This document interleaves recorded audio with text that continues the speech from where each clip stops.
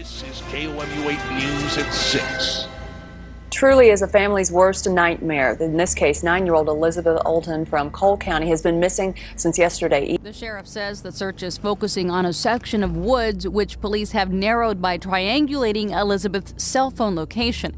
However, the battery has now died. Also, the search is being hampered by an uneven terrain, high brush, and soaking weather. I just want my little sister at home safely.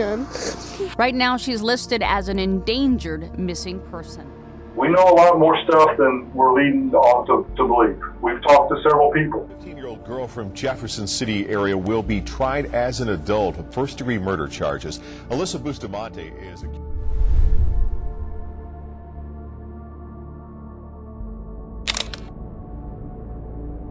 Nine-year-old Elizabeth Olten was the youngest of 3 children and lived with her mother Patty in St. Martins, Missouri.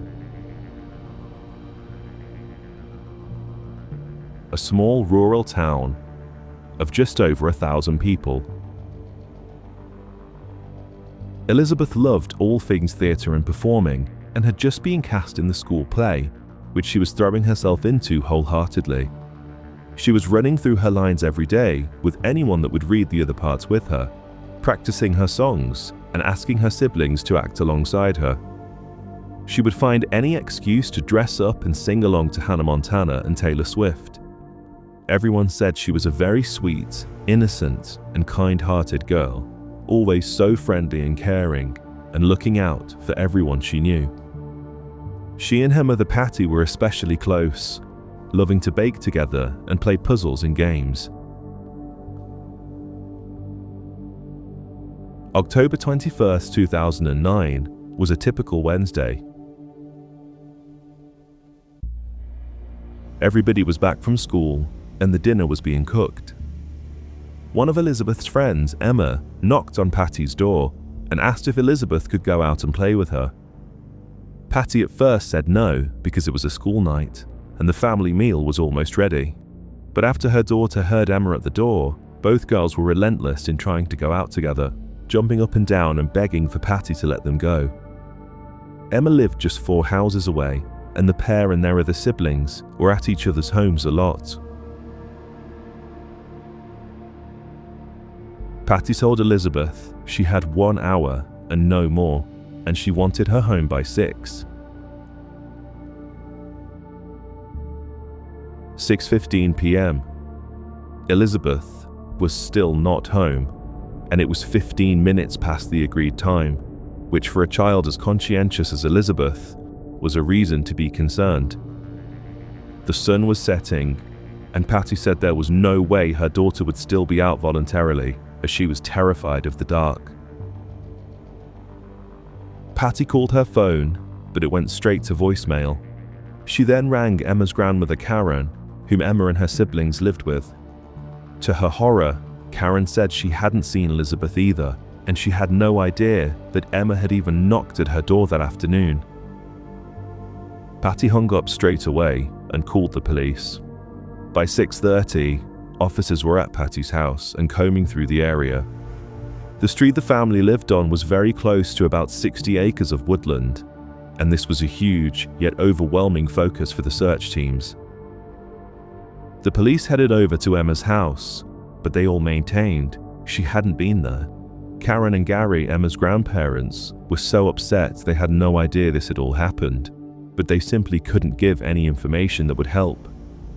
All they could do was join in the search. Despite the fact their houses were connected by the street, which would have only taken a few minutes to walk, Emma said they had been walking through and around the woods and had been darting in and out of the neighboring lawns and backyards. She said an hour later, the incredibly diligent Elizabeth set off home as instructed. Emma said she watched her walk off, and that was the last time she had seen her. Officers said they still couldn't see any evidence that pointed towards foul play or anything untoward, suggesting maybe she had become lost in the woods, to which Patty replied, "She's 9 years old. She wouldn't just walk off by herself." Soon, almost a third of the whole town was out and looking, but the search party eventually had to slow down and stop for the night because of how dark it was, As soon as the sun rose, they were out in force again. A few hours later, with the concern continuing to mount, the FBI was called in to help, and they moved quickly. This is KOMU 8 News at 6. Truly is a family's worst nightmare. In this case, 9-year-old Elizabeth Olten from Cole County has been missing since yesterday evening. Good evening, I'm Angie Bailey. And I'm Ryan Takeo in for Jim. Cole County authorities and volunteers have been searching for Elizabeth all day. KOMU 8's Brooke Hash is at the scene. Brooke, is there anything new? Ryan, I can tell you that the number of volunteers and law enforcement across the state have tripled since last night to more than 300 people. They are covering a half-square-mile grid search near Elizabeth Olten's home that is just behind me. She went missing last night around 6 p.m. on her way home from a friend's house just 4 blocks away. The search has not ended since then. There's no decision if or when it will end, and no Amber Alert has been issued. The terrain is rough, hilly, and includes fields, forests, and ponds. Well, I think that the woods possibility is, the kids in this area play in the woods, in the farm areas back there. Behind me here is the VFW. This is where authorities and volunteers have been coordinating the search all day. Now they're actually asking for no new volunteers. The outpour from the community has been outstanding. They just can't handle any more volunteers. Elizabeth reportedly had a cell phone on her when she disappeared. Officials hope they will be able to trace her location and are investigating her call history. Michael Amantea, KOMU 8 News, Cole County. Now, if you have any information, of course, contact the Cole County Sheriff's Department. The number is 573-634-9160. Registered sex offenders in the area were all interviewed. Each car coming in and out was stopped and searched. Dive teams and helicopters were deployed, and sniffer dogs were brought in too. The team started looking at Elizabeth's phone activity and ordered the information from her cell phone provider. The data arrived quickly and showed that her phone was still on and was actually pinging near her home and in the woods. It was now 24 hours later, a painfully long amount of time when dealing with a missing child. There were no items of clothing found, no dropped phone, no clues at all. Unfortunately, when they were searching the location that linked to her phone battery suddenly went dead and the pings stopped. The forest was dense, dark, damp, and cold, and there was a huge amount of ground to cover. The more time that was passing, the less likely it was seeming that they were going to have a positive outcome in the search for Elizabeth. The sheriff says the search is focusing on a section of woods which police have narrowed by triangulating Elizabeth's cell phone location. However, the battery has now died. Also, the search is being hampered by an uneven terrain, high brush, and soaking weather. I just want my little sister home safely. And right now, she's listed as an endangered missing person. Elizabeth's phone records also came back, and they were able to look at her last contacts and messages. As well as her mother Patty and several others that could be easily accounted for, she had received a call that afternoon from someone called Alyssa. 6-year-old Emma then asked to talk to the police again. She now had a new story, but seemed scared to tell the detectives. She said that her half-sister had been the one to get her to knock on Elizabeth's door that afternoon. Her half-sister was 15-year-old Alyssa Bustamante. Emma said that when the two were outside playing together, Alyssa came and joined them and encouraged Emma to leave them alone. But Elizabeth said she had to head home and started walking off. This timed perfectly with the call that came from Alyssa. Emma walked back to her house and stayed outside playing alone, leaving Elizabeth and Alyssa out together. A while later, Emma, who was now back in her garden, fell over and caught herself on some thorns. She called out for help. Alyssa heard her from her bedroom and came outside. Emma said as she was helping her, she noticed something that looked like blood on Alyssa's clothes. Detectives asked Alyssa a few routine questions, and despite the fact she seemed open and forthcoming, something about what Emma had told them wasn't sitting right. If what Emma was saying was true, It meant that she hadn't been the last person to see Elizabeth that day. As far as they now knew, it was actually 15-year-old Alyssa Bustamante.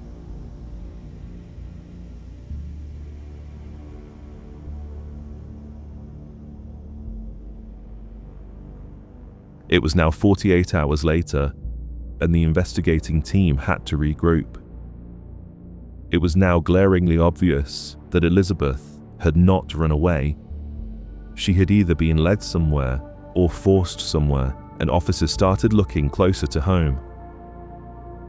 As they began doing rounds of the houses again, a search party inside the woods made a strange discovery. A group of volunteers had stumbled upon a huge hole that had been dug up, then covered back over. They alerted police right away, but there was nothing under the soil. There was still no sign of Elizabeth or anything belonging to her in that area.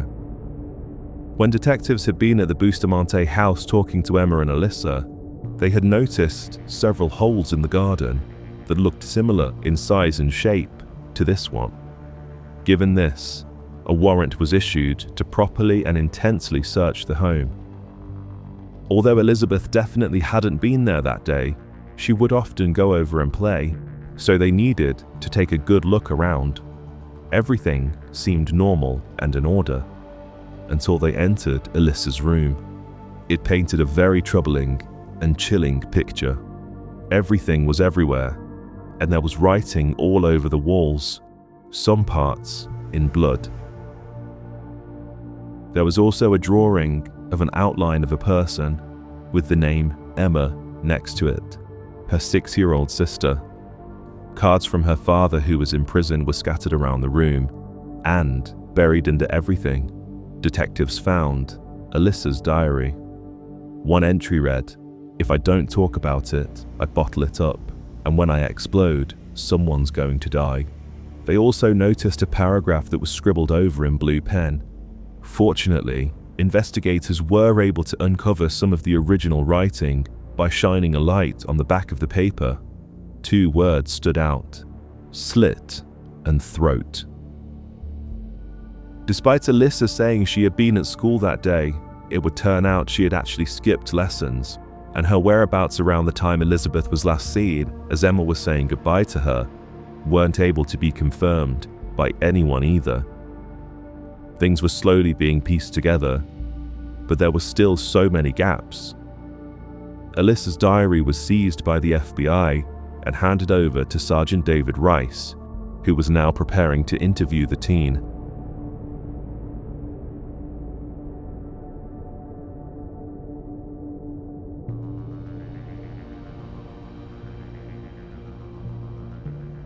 Born in 1994, Alyssa came from a troubled and very broken family. Both her parents had substance addictions. Her father was in and out of prison, and her mother would often leave the family home on drugs binges. Eventually, Alyssa and her siblings went to live with her grandparents, Karen and Gary, who soon gained full custody of them. Karen said she adored Alyssa, and although the children had had a tough life, she did her best to raise them well, shower them with love and care, and be a constant and supportive presence in their lives.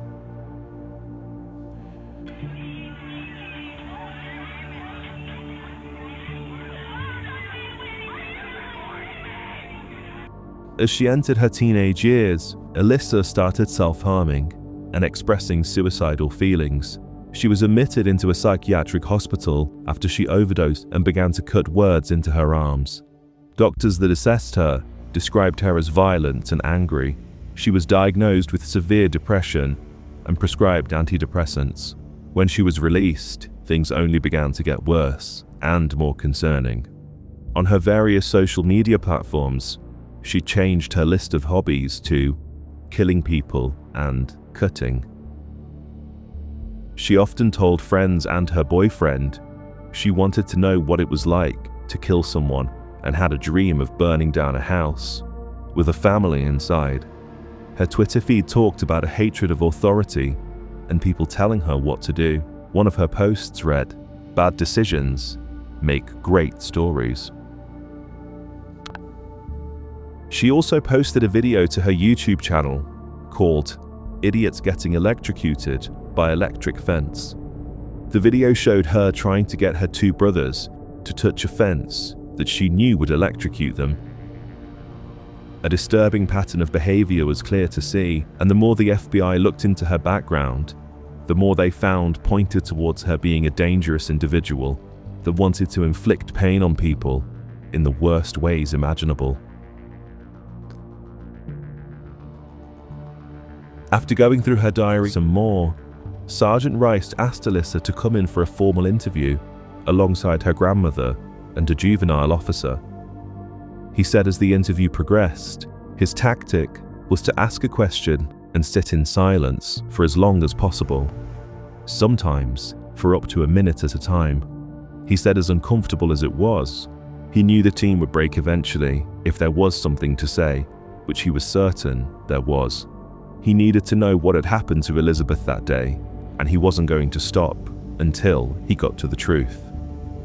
Alyssa started off by recounting her day. She said she had come back from school at around 3:30 and then had gone for a walk in the forest at around 4:30, 5 p.m. They now knew she was never at school that day, so she was already trapping herself in lies. She said she was supposed to take Emma on a walk with her, but ditched her as she was annoying, and instead went walking alone. She claims she had come back about an hour later and was up in her room when she heard Emma shouting for help from outside. Sergeant Rice got her to retrace her steps with a map he had printed out. Do you want to draw this for you? I have a map. Oh.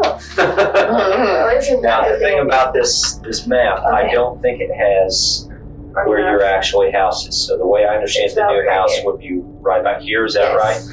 Okay, let's say the new house is ballpark here. I'm not exactly sure how far back it goes. It's past all the clearings, and then when it starts to get to a smaller trail. So how long, when you got home about 3:30, how long were you at home messing around before you went on your walk? I was home at least an hour. Okay, so about 4:30 or 5. Right. Well, there's a, I believe that this little line here is the trail or something. But did you go out all this way over here? And then where'd you go from here? I just kept following the where does it go from here? Show me. I mean, show me what, does it loop back around then? No, it doesn't loop. It goes this way, I think. Okay, and then what'd you do? And then there was a pasture. I just hung out at the creek. And then what'd you do? I came back. Then you walked back? Yes. And then what'd you do? I went home. It takes about... How long were you on your walk? Walk? It's about 15 or 20 minutes. Okay, so you were gone about an hour. Alyssa said after this, everybody went to church and got home at around 8 p.m. Rice then changed the line of questioning and moves on to the holes around her garden and around the woods. Alyssa calmly admitted to having dug them herself, but said it was because she liked digging holes and sometimes buried dead animals in them. Well, there's been, there were some folks out there out in the forest, I guess, digging some holes or looking at some holes. Mm-hmm.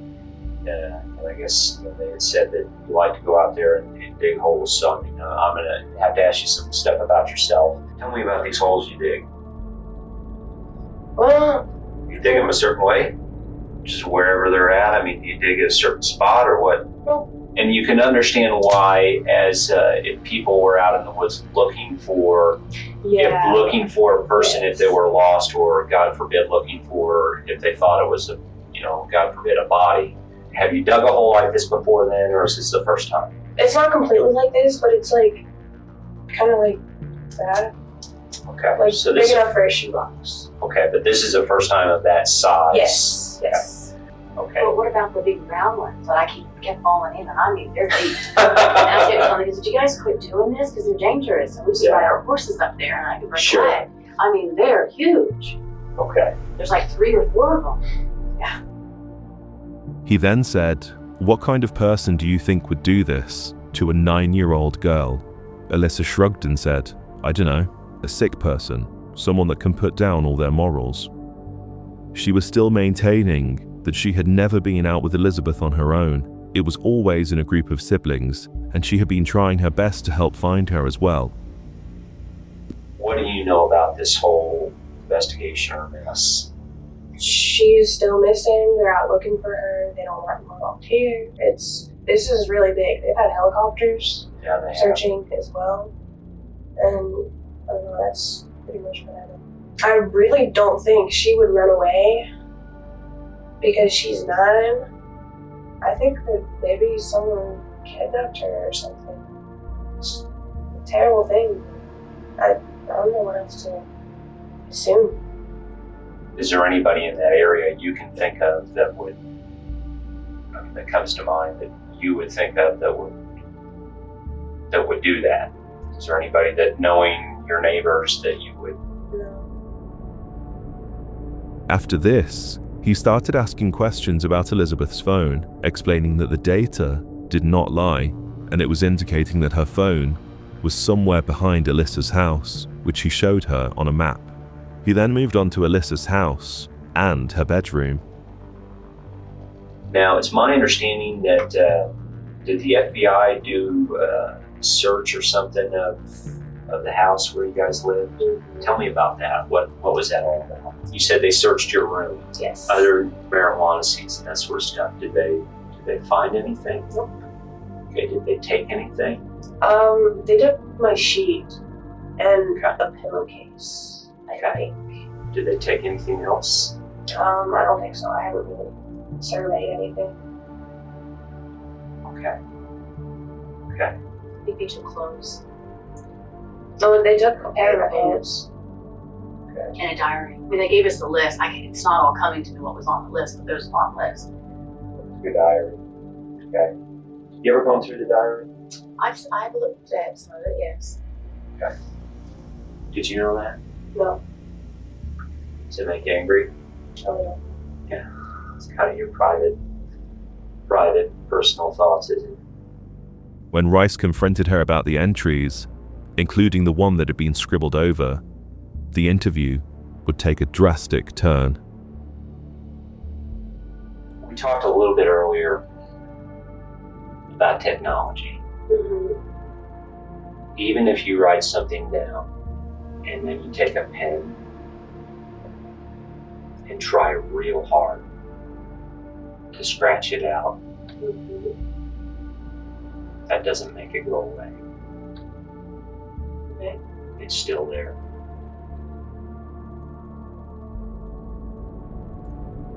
What we want to do is find out what happened to the little girl. I need to know what the truth is. We have your diary. We've read your diary, including the last entry.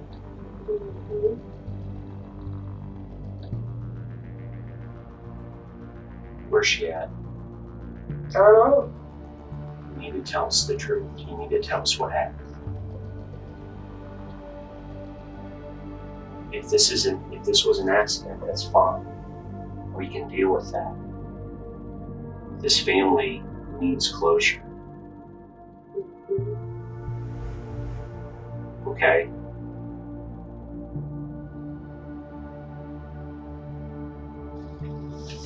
Let's start at the beginning.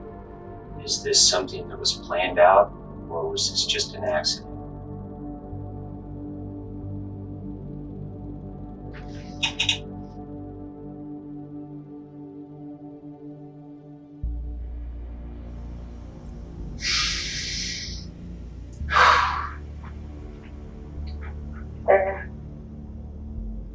We're just mentioning around.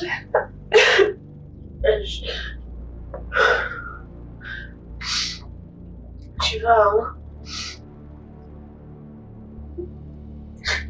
She died. I didn't know what to do. So I burned her body. Who helped you? Nobody.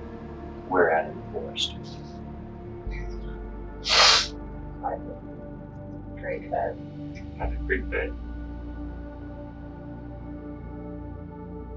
Alyssa said the pair had been playing out in the forest, and Elizabeth had fallen, hit her head, and died instantly. Panicked, She had tried to conceal her body by burning it. But, given the final entry in her diary, Rice knew this wasn't true.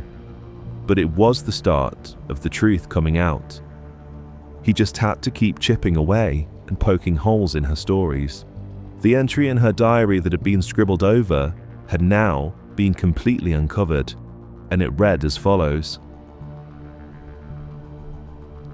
I just fucking killed someone. I strangled them and slit their throats and stabbed them. Now they're dead. I don't know how to feel at the moment. It was amazing. As soon as you get over the, oh my god, I can't do this feeling, it's pretty enjoyable. I'm kinda nervous and shaky though right now. K, I gotta go to church now, lol. It had been written on the same day Elizabeth had gone missing, October 21st. Rice told her they would find Elizabeth's body eventually, and when they did, an autopsy would tell them the full story. And I understand you said she fell.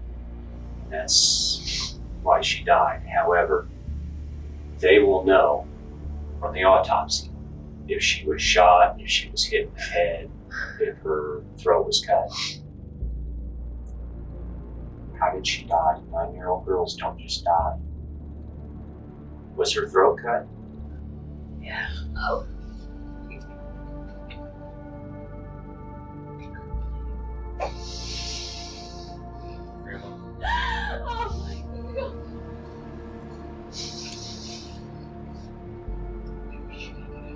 I'm not going to ask any questions right now until we get.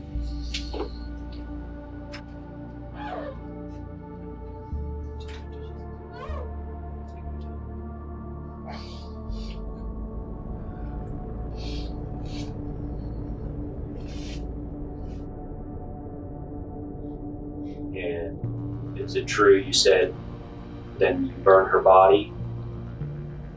Okay, is that part true? So is her body should still be there? I burned it and scattered it and all through the creek. Into the creek? Yes. Is the creek full of water? Yes. Alyssa told Rice that she had bumped into Elizabeth and Emma outside, and once Emma had gone, everything started to unravel. Despite her denials it was pre-planned, she was already armed with a kitchen knife. Holding the 9-year-old's hand, the pair walked for 15 minutes, deep into the forest. With Alyssa telling her she had something to show her, they just had to walk further in. Once they reached a certain spot, Alyssa said she beat and strangled her before slitting her throat and stabbing her repeatedly. The fear that Elizabeth must have felt as the forest got darker and she realized her life was in danger is unimaginable. Alyssa then said she had attempted to burn her body before digging a hole to bury her and disposing of everything else in the creek. However, Rice knew that the hole had not been dug on that day. It had been dug days before, as were all the other holes they had found. She didn't go out there with a shovel or anything she could have used to do this, and there was no way she could have killed Elizabeth, dug a hole to bury her, and been back home within the hour to go to church. If Rice could get her to admit to pre-digging the hole, it would help to prove premeditation. You didn't have a shovel with you. I had a knife. You didn't dig that hole with a knife. You did not dig. I was out there for 5 hours. You didn't dig that hole with a knife. I dug it Friday. Everybody still found it hard to believe that Alyssa had managed to do this all by herself, but she swore it was just her, and she was the only one that knew about it. What we're going to do right now is kind of get some things lined up to go out there and have you point out that side where she's at. Would you be able to do that?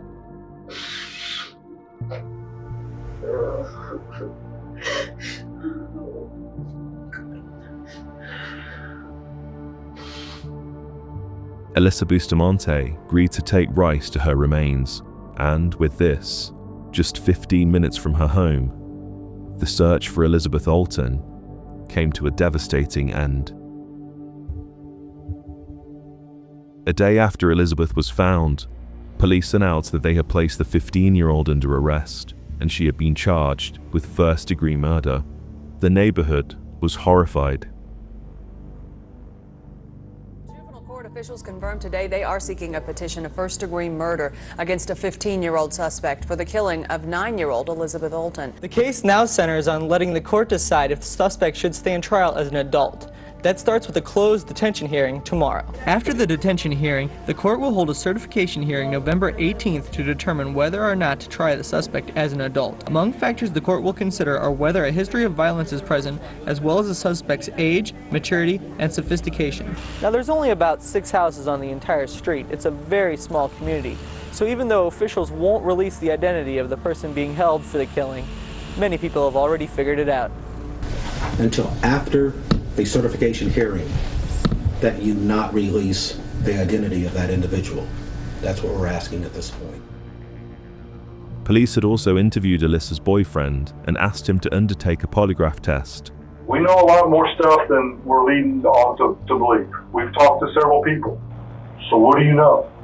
Why is the polygraph telling me different? Why is your body telling me different? Yourself. You know it feels like sometimes. What'd you say? No. Although they suspected he likely knew something had happened, they determined he didn't have anything to do with the murder of Elizabeth, and he was never implicated in anything. Other than the fact she had just wanted to know what it was like to kill someone, given her diary entry, there was no other explanation. She had dug 2 graves in the weeks before and essentially waited for an opportunity. It remains undetermined who, if anyone, the second grave was intended for, but police suspected she was actually planning to kill her 2 younger brothers. On October 28th, a week after she had gone missing, 9-year-old Elizabeth Olten was laid to rest. Her favorite color was pink, and her funeral was filled with the color. A horse-drawn carriage carried her pink and white casket. The community was a close one, and it was packed with people standing along the sides and waiting outside. The emergency responders and investigators were also sat in the first several rows. The case had deeply affected and moved everybody. I hope justice is served. I really do. Because it's not right. She was innocent. She didn't do nothing to deserve to be killed the way she was killed. She didn't have a chance at life. It was all hugs and, holding each other and such like that. It was harder to leave than it was to get there. Like I said, she was my bug. She was my heart. I bought a house out in Russellville, and the whole room was pink. It was all Barbie and everything. She was outgoing, she's active, loved riding her bike. I have her picture on my wall, okay?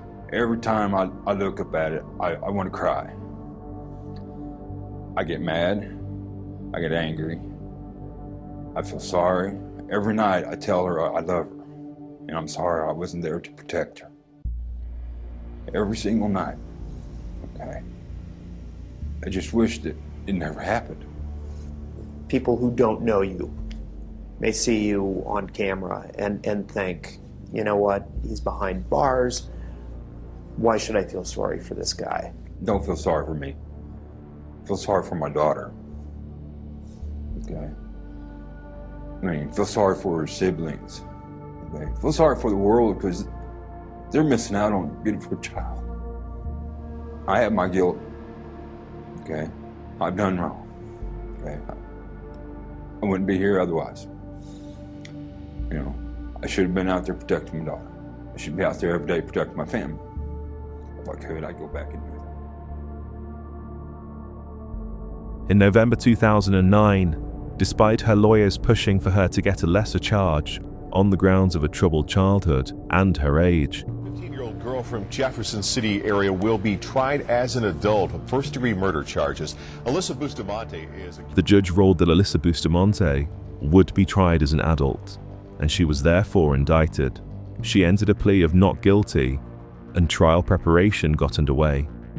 Just as Elizabeth's family and the prosecution thought they were finally getting somewhere, a huge blow came. In June 2011, her defense team requested that her lengthy confession to Sergeant Rice was thrown out. A judge ruled that because of her age and the line of questioning put forward by the juvenile officer working alongside Rice, at least part of her statement would not be admissible in court. After this, her trial was delayed and set for early 2012. The prosecution knew they were really up against it, and after going back and forth, thinking of the best approach, they decided to offer the option of a plea deal to Alyssa, second-degree murder instead of first-degree murder. With this, Alyssa Bustamante withdrew her not guilty plea for first-degree murder and pleaded guilty to second-degree murder instead. This also spared her the chances of receiving the death penalty. The courtroom was packed, and everybody wanted to know what would happen. As part of the deal, Alyssa had to recount what had happened that day. As she went through what she had done in all its awful detail, reporters in the court said the tension was palpable, with everybody sitting in stunned silence. Her defense team also spoke and leaned heavily on her childhood and upbringing, mental health issues, and claiming that her prescribed medication made her more prone to violence. Despite all of this, Alyssa Bustamante was sentenced to life in prison for second-degree murder and 30 years for armed criminal action, and the sentences were to be served consecutively. Several months after she pleaded guilty, however, the United States Supreme Court ruled that juveniles cannot face automatic life sentences without the possibility of parole. So, under Missouri's law, Alyssa may seek parole after 30 years. Patty gave a speech at her sentencing.